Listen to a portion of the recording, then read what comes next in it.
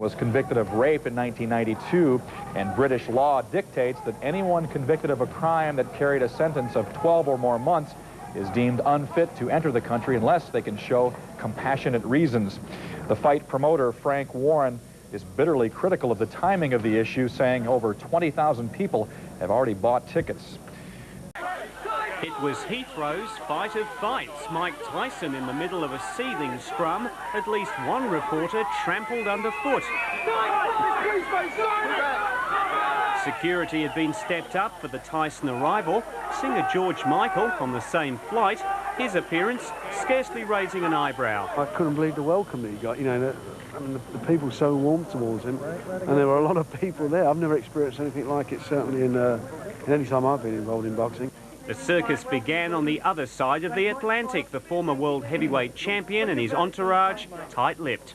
Has this been a distraction to you, all this immigration stuff, or? No comment, no comment. No, I'm fine. Feeling good about it? Yeah. British immigration rules were waived to allow Tyson in for a fight. His conviction for the rape of a beauty queen would normally have kept him out of the country. On the one hand, people's abhorrence of his record. On the other hand, the inconvenience to members of the public, innocent members of the public, who by this stage had already got their ticket. Tyson, who was whisked through customs and immigration in 67 seconds, spent the night in a ritzy London hotel. The group Justice for Women is due in the High Court tonight to challenge the decision to allow him in, but doesn't expect Tyson to be deported, even if it does notch up a technical and legal knockout. Iron Mike had actually arrived travelling light, barely a fraction of his formidable entourage accompanying him on Concorde from New York. They'll follow on other flights, and not just because his minders would have found the size of the seat to squeeze. Despite all the money he's earned, he owes millions. He'll be mightily relieved that the Home Secretary has chosen to override the immigration rules over his rape conviction. Financially, he needs the fight against Julius Francis, however long it lasts. Keep going, guys, please. Fight in Britain, after all, after a court dismissed a challenge by an anti-rape group. The women's group wanted Tyson expelled from Britain because of his rape conviction. The judge ruling that wasn't reason enough to stop the heavily promoted fight against Julius Francis. Tyson wasn't in court. He spent the day sparring with fans and shopping for cars. Iron Mike continues to be pure gold in boxing circles. He stands to make up to $20 million for the bout. Which is why he likes the early morning runs. Despite the impending fine, Tyson says he's enjoying being in Britain and says his next fight may also be on English soil. I think they were very successful on my behalf, yeah.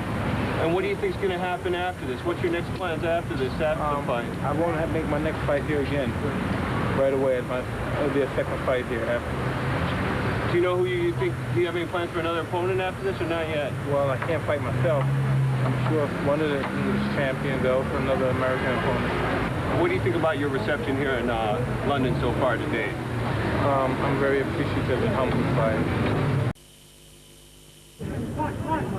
If Lambeth Council had made it clear Mike Tyson was not welcome among the Brixton community, the feeling was not shared by the hundreds of fans who turned up at his hotel to see the former world heavyweight champion. Tyson has also made himself popular among London retailers, splashing out a reputed £1 million on jewellery. But today he was concentrating on training before setting out on his walkabout in Brixton. He explained to fans why he wanted to visit the area. In return, I'm just happy to go there because as a black man, regardless, anywhere in the world, we should always pay homage to the area where our people are from. And that's Brixton. And there's another place on the other side of town, too. I think it's Homage. I don't know. It's another... Hackney, yeah. And I like to go there, too. You want to go there? I'm like, When Muhammad Ali visited Brixton last year, he was given a hero's welcome. Tyson is hoping he'll get the same reception.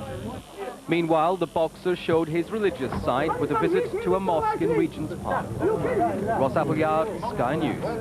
Very much, although the fight a week tomorrow in Manchester with Julius Francis, the British champion, has provoked an enormous amount of interest within the world of boxing. I think the people that we're seeing clamouring for autographs and eager to get close to this man are not only those who controversially perhaps admire him as a figure from his community who has achieved supremacy.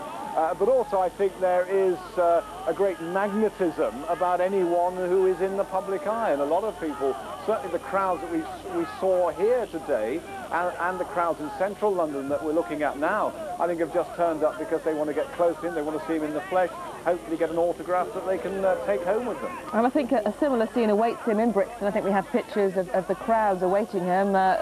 Officials from the Borough Council have said he's not welcome, that he's a pariah, and Muhammad Ali arrived there. For hour after hour in the hope of glimpsing him. No one knows me, no one has any kind of consideration for my feelings, my pain, anything I've ever been through in my life. You know what I mean? You have no iota who I am or what I am. Throughout his training, Mike Tyson has given every indication that he won't take the challenge of Julius Francis lying down. But now his preparations for Saturday's fight enter the final phase, where the mental sparring is as important as the physical. Well, it's mostly just trying to keep him loose and not have him too tight, tight and stressed. So we just relax the last 2 or 3 days prior to the fight and go in there and do what we have to do. Tyson has one last training session in London this morning, then it's off to Manchester, and his fitness coach says everything's in place. He's been in good shape before, but he's a lot happier in his conditioning and training now. He's much more at ease, and he loves to do what he's doing. Tyson has only fought 13 times in the last 10 years. Suspensions and prison sentences have made sure of that. To him, Julius Francis is just another obstacle as he fights his way back to the top. He was forced to use the back door.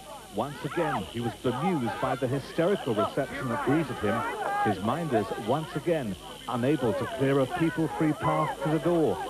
The chaos and pandemonium he thought he left behind in London had followed him 200 miles up country.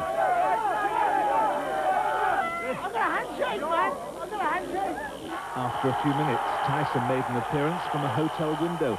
It looked quite dangerous as he balanced himself 40 feet from the ground. This was what the crowd had demanded, but unlike at Brixton last Friday, it didn't last long. And so, for the second time in 5 days, Mike Tyson has brought the city centre traffic to a halt, and still the crowd call for more. The crowd surged towards the hotel front, yelling for the former world champion. Eventually, Tyson appeared again with a megaphone this time, calling that no one should get hurt, and now perhaps they should go home to their families. But just as the atmosphere...